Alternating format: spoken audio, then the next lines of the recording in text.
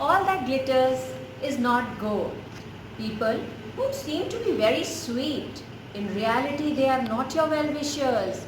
I will tell you how. Today we are going to study The Spider and the Fly. It has been written by Mary Howitt. It is a fable written by her. You might have been wondering, what is a fable? It is a story which has a moral and the characters are not human beings. It is not a real story, it is fictional. Panchtantra stories are a good example of a fable. Mary Howitt was an English love poet and author of the famous poem The Spider and the Fly. Mary was educated at home and read widely. She started writing verses at a very early age and got married in 1821. She began a career of joint authorship with her husband and together they wrote over 180 books. Let us start with the poem. Will you walk into my parlor? Said the spider to the fly. This the prettiest little parlor that ever you did spy. The way to my parlor is up a winding stair, and I have many pretty things to show when you are there. Oh no, no, said the little fly, to ask me is in vain. In this poem, the spider is trying to lure the fly to come to his web. He says that this is a most beautiful parlor you have never tried. You should come here. If you go up the stairs, he will show you many pretty things. The fly rejects the offer. For who goes up your winding stair can never come down again. For I am sure you must be weary, dear, with soaring up so high. Will you rest upon my little bed? Said the spider to the fly. There are pretty curtains drawn around. The sheets are fine and thin. And if you like to rest a while, I will snugly tuck you in. Oh, no, no, said the little fly, for I have often heard it said, they never, never wake again who sleep upon your bed. The fly says, asking me to come is of no use. Those who go to your parlor never come back. The spider said, you must be tired and you should take some rest on my little bed with curtains all around and bed sheet that is thin and fine. He further adds that if you take rest, I will make you comfortable. The fly refuses by saying that if anyone sleeps on your bed, it never wakes up again. She has heard about it. Said the cunning spider to the fly, dear friend, what shall I do to prove the warm affection I have always felt for you? I have within my pantry a good store of all that is nice. I am sure you are very welcome. Will you please to take a slice? Oh, no, no, said the little fly. Kind sir, that cannot be. I have heard what is in your pantry and I do not wish to see. The spider says that I like you a lot and what should I do that you trust me?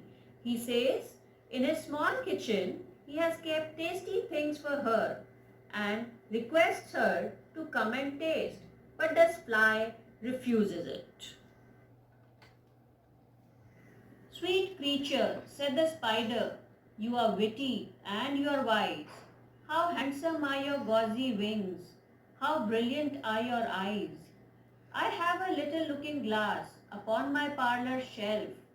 If you will step in one moment, dear, you shall behold yourself. I thank you, gentle sir, she said, for what you are pleased to say, and bidding you good morning now. I will call another day.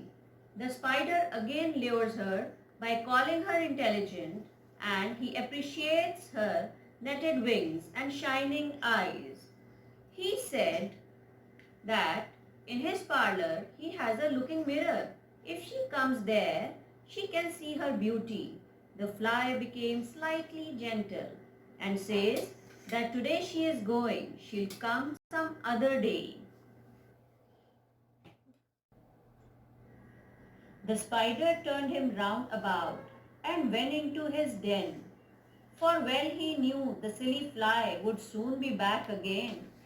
So he wove a subtle web in a little corner sly and set his table ready to dine upon the fly. Then he came out of his door again and merrily did sing. The spider went inside and he knew that he was able to attract the fly and soon she will come back again. He sets his dining table for when the fly will come, he can have the fly as dinner. He made a soft web to trap her and stood on the door waiting for her and started singing. Come hither, hither, pretty fly, with the pearl and silver wing. Your robes are green and purple. There's a crest upon your head. Your eyes are like the diamond bright, but mine are dull as lead. Alas, alas, how very soon this little fly. He called the fly and was praising her wings of silver and pearl. He praised her robes of purple and green color. He called his tentacles to be a crown. He calls her eyes as bright as diamond, and he calls his eyes as dull as lead, and was thinking that soon the little fly will come. Many examples of metaphor are there in this paragraph.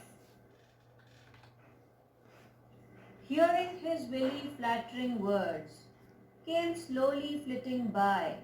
With buzzing wings, she hung aloft, then near and nearer drew, thinking only of her brilliant eyes and green and purple hue, thinking only of her crested head. Poor foolish thing, at last, up jumped the cunning spider and fiercely held her fast. He dragged her up his winding stair into his dismal den. Hearing all these words, the fly was attracted and slowly came to his web.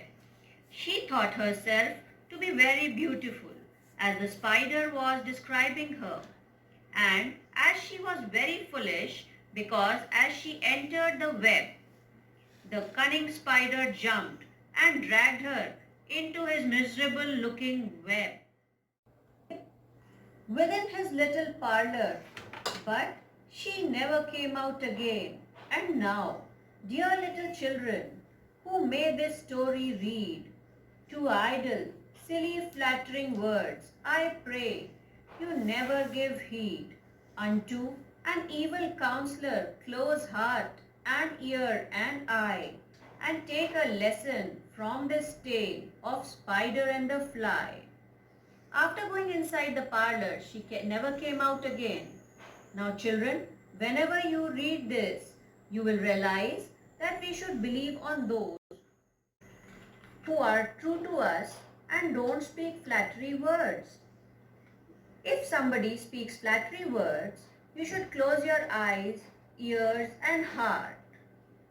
And you should take a lesson from this fable. The rhyme scheme is AABBCC,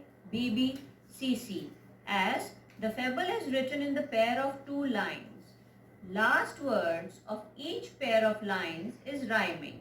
So the rhyme scheme comes up to be AABBCC.